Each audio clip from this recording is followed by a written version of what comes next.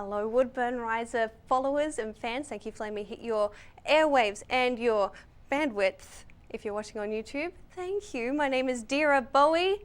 I am Australian, you can probably tell, it's the tan, I get it. I'm from Batmania, aka Melbourne. It's a city down south. I say Batmania because I was recently down there on a holiday and it was amazing. I was there for 4 months and I found out that we were originally going to be called Batmania after our founder Batman, which is cool. He actually pronounced his name Bateman, which that was a little bit of a hitch there, but let's just say Batmania for the moment. The problem was the Queen. She hated him because in real life he was a jerk. So she was like, Batmania, I don't think that's a good name for our newest city. How about Melbourne? Yes, Melbourne, that's not even a thing. That's how much I hate you, Batman. Da-na-na. Bless the Queen, we love her. But it was a bit of a problem because now we can't have Comic-Con in Melbourne. Because it would have been Comic-Con in Batmania, all the Batmans in Batmania. It would have been amazing, it would have been a nerd mecca.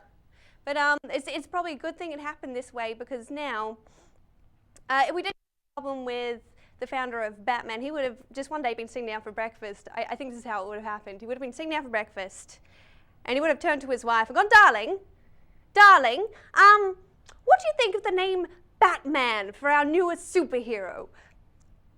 Oh, you mean like that town in Australia? Right you are. Tortoise Guy it is. And the screen would go black. You'd be sitting in the movies and then all of a sudden you just see a little bit of light and poor Bruce Wayne is falling down a well. And then he sees it in the distance, a glimmer of light coming towards him, just nibbling away as if his nose were a piece of lettuce. No! The Dark Knight Turtles. Kids would have loved it. One of the main reasons I was back in Australia is because my husband is finishing his PhD. Whoop whoop! Thank you, I can hear you cheering from home. I am very excited about this. He's doing his PhD in the pulsatile mechanics of fluid through a pipe form, which is cool. He's kind of like a convoluted plumber. I like to refer to him as Bill Nye, the plumber guy. He's a physicist, which is rad. But the problem is physicists always overcomplicate things. It's been a 7-year process of trying to define a pipe. So if anybody ever asks me, hey Deira, define a pipe for me. I go, oh, well, this is round. It's hollow. That is a pipe. No, oh, good job, Deira. Fantastic. Pat on the back. Gold star. On your way. Head student of performing arts at Monash. But for my husband, what is a pipe? It's been a 7-year journey. It's kind of like if anybody of you have seen the TurboTax ad at home, don't change the channel. Just assume that it's on TV at the moment. It's the latest TurboTax ad, and it's starring Michio Kaku, who is the most amazing and handsome physicist in the world. And obviously they've asked him to come on air. They say, Michio, we want you to describe the concept of zero, and you've got 30 seconds. And they pushed him in front of the camera, and he does a great job. He does it. He goes, zero is nothing, nothing is zero, and smiles awkwardly. The problem being that if you look in his eyes, you can see that he is breaking, because there is no physicist worth a grain of salt in this world who will ever describe zero as a simple concept. It just can't happen. That's their trigger point. If you ever want to find a physicist in the real world, you walk into a large area full of people like New York, you stand up on something tall and you say as loud as you can, zero is an absolute and simple construct. And you look out and you start to see who twitches. They're the physicists. It was the right shoulder of my husband that made me fall in love with him. That's how I found him. I once went up to him and asked him, hey, what are you doing? Describe this to me. And he's like, oh, dear, I'm glad you asked. I'm just trying to find the Krylov subspace for these Reynolds numbers. It's pretty simple. All you have to do is invert the matrix, and then once you get the Navier-Stokes,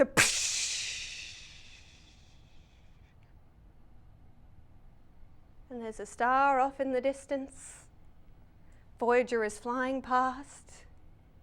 Captain Janeway now on the bridge. She is freaking out. She doesn't know what's going on. We go to a shot of the kitchen. Neelix is making something kooky, because he's always doing something kooky. And Janeway's back on the bridge.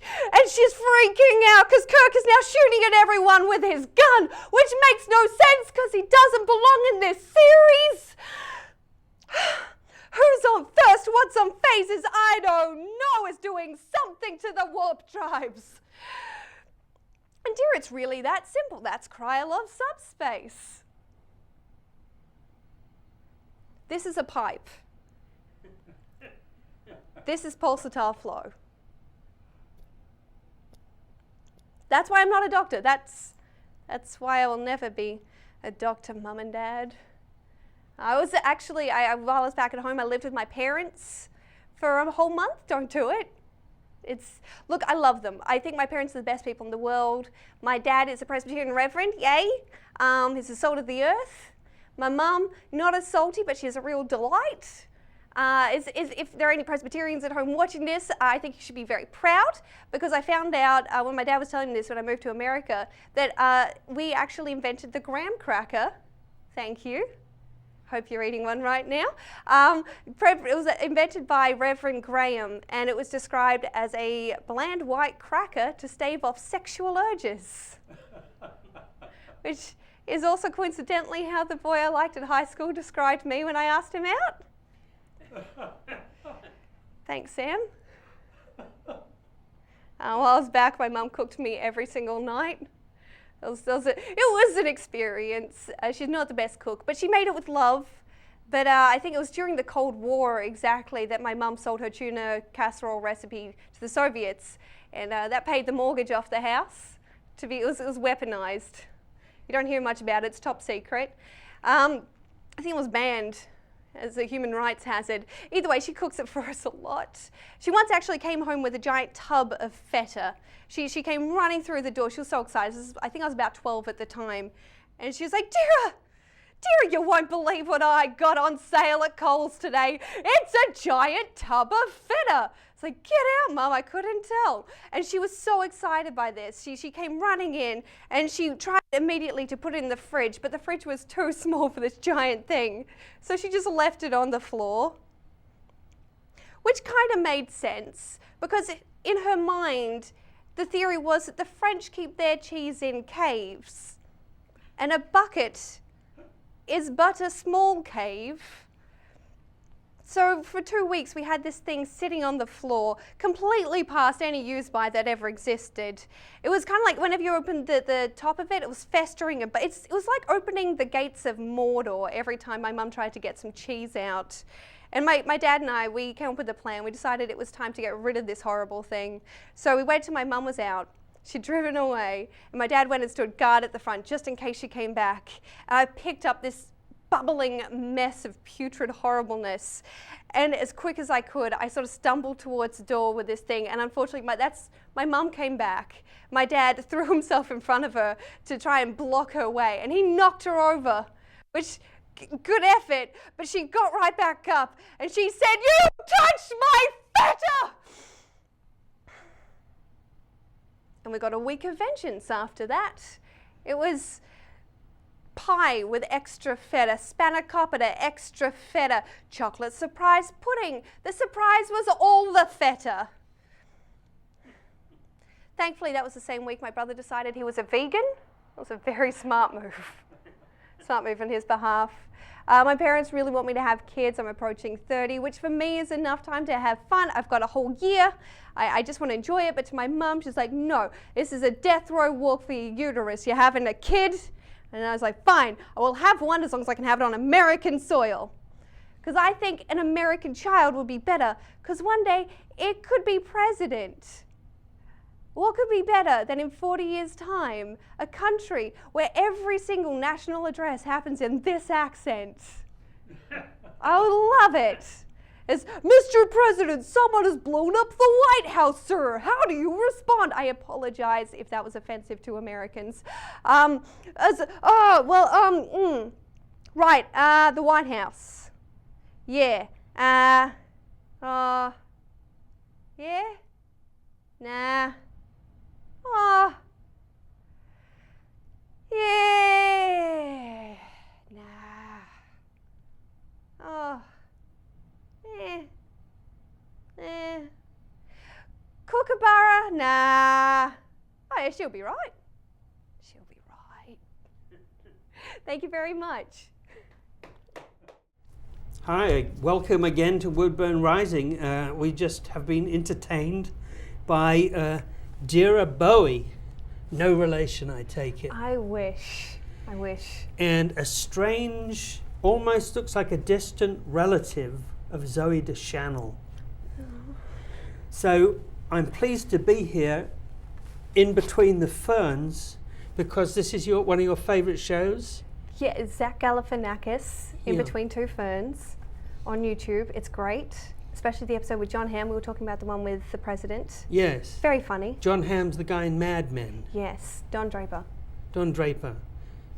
So it's almost like that, like I would be Don Draper. Who was he talking I think with? I would be Don Draper. I'd be you'd be Zach Galifianakis. Zach Galifianakis. I just want to be Don Draper, that's all. That would be pretty cool. Although it would mean that he'd had some remarkable transformation. I think it was meant to come in the next season, but they cancelled it. Ah, yes. Well, what made you decide to do comedy? You came from Australia. Yep, so I was in Australia. Back in the day, I studied performing arts at university with the idea of becoming a serious actress. And I think it was in my final year that one of my tutors came out to was like, Deira, you're never going to make it as an actor, but you're very funny. And it's like, well, that's good enough.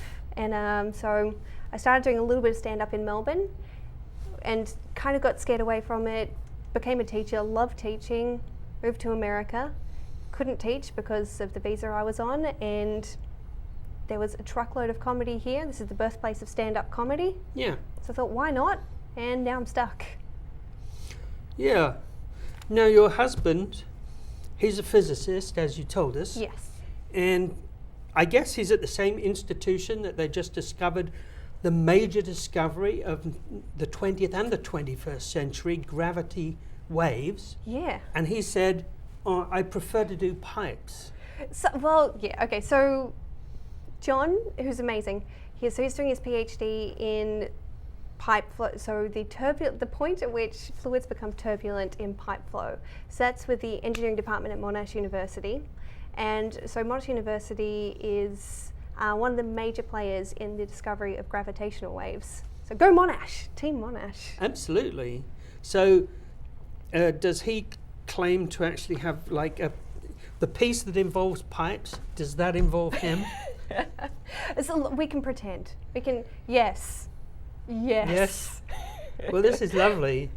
So he's where? Where's he in this state? In Oregon? He is living in Portland with me, thankfully. He puts up with me. Yeah. So he's working for a company that does vision systems. And so basically he works on the cameras that go on UAVs, which work a lot in search and rescue. Oh, okay. So what are the UAV? Oh, you mean? Like drones. Drones? Yeah. So he's a drone guy. He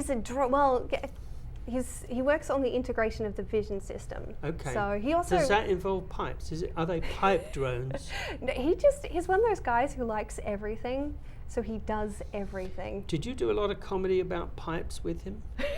Not really. I've just the one joke which I told before. Yes. It's very hard to do comedy about what John does because I don't understand it.